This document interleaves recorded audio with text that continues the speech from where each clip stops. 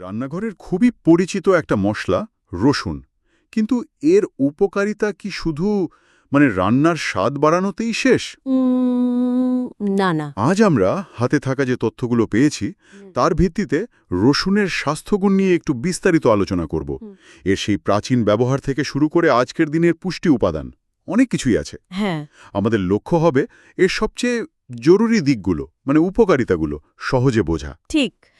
রসুন তো দেখুন হাজার হাজার বছর ধরে শুধু খাবার হিসেবে নয়, আসলে ঔষধ হিসেবেও ব্যবহৃত হয়ে আসছে। তাই তো? আর এর পেছনে মূল কারণ হলো এর মধ্যে থাকা কিছু বিশেষ যৌগ, যেমন ধরুন সালফার যৌগ, যার মধ্যে অ্যালিসিনটা সবচেয়ে পরিচিত। হ্যাঁ, অ্যালিসিনের কথা শুনেছি। রসুন যখন কাটা হয় বা থেতো করা হয় তখনই এই অ্যালিসিন তৈরি হয়।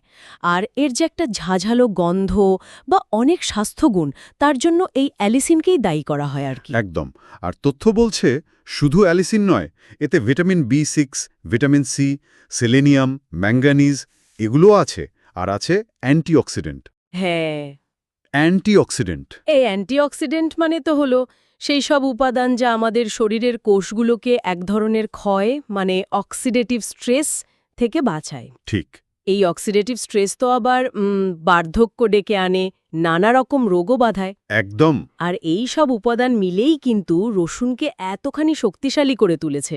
যেমন ধরুন রোগ প্রতিরোধ ক্ষমতা বাড়ানোর কথা। হ্যাঁ, এটা খুব শোনা যায়। আমাদের হাতের কাছে থাকা তথ্যেও উল্লেখ করা হয়েছে যে এই অ্যালিসিন জাতীয় যৌগগুলো সাধারণ সর্দি কাশি প্রতিরোধে সাহায্য করতে পারে।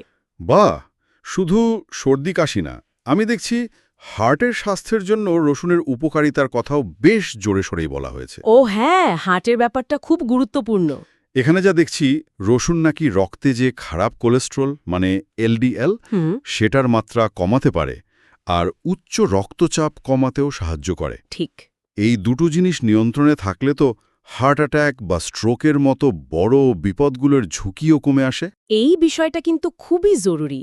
কোলেস্ট্রল আর রক্তচাপ নিয়ন্ত্রণ এগুলো সরাসরি হৃদরোগের ঝুঁকির সাথে জড়িত, তাই এই উপকারিতাটা সত্যিই বিশেষভাবে দেখার মতো। হুম। এর পাশাপাশি রসুনের জীবাণুনাশক বা অ্যান্টিব্যাকটেরিয়াল গুণের কথাও বলা হয়েছে।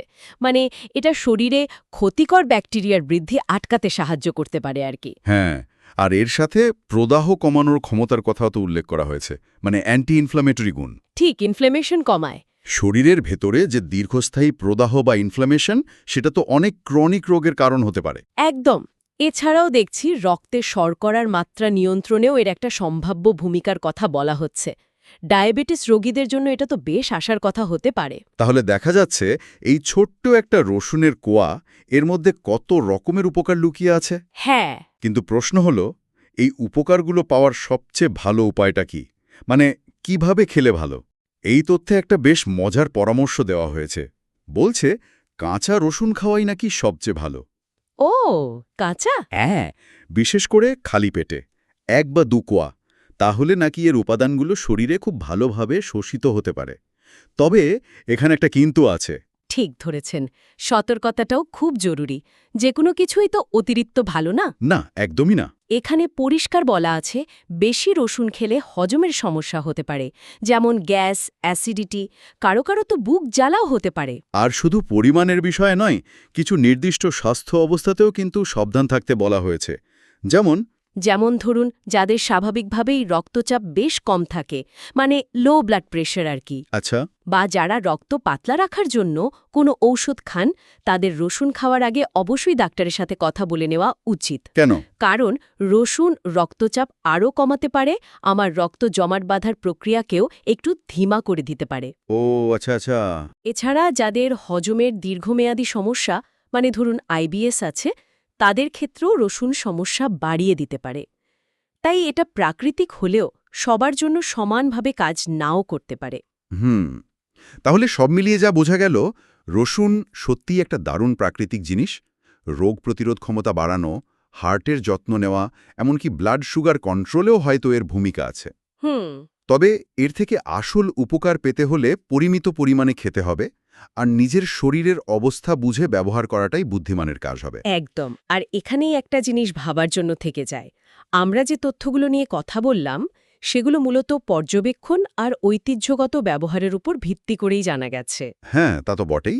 ভবিষ্যতে যদি অ্যালিসিনের মতো নির্দিষ্ট যৌগগুলো ঠিক কিভাবে কাজ করে, তার মেকানিজমটা কি, এ নিয়ে আরও নিয়ন্ত্রিত সায়েন্টিফিক গবেষণা হয়, তাহলে আরও পরিষ্কার ধারণা পাওয়া যাবে। তো অনেক সুনির্দিষ্ট দিক নির্দেশনা পাব। সেটাই হয়তো আগামী দিনের গবেষণার বিষয় হবে।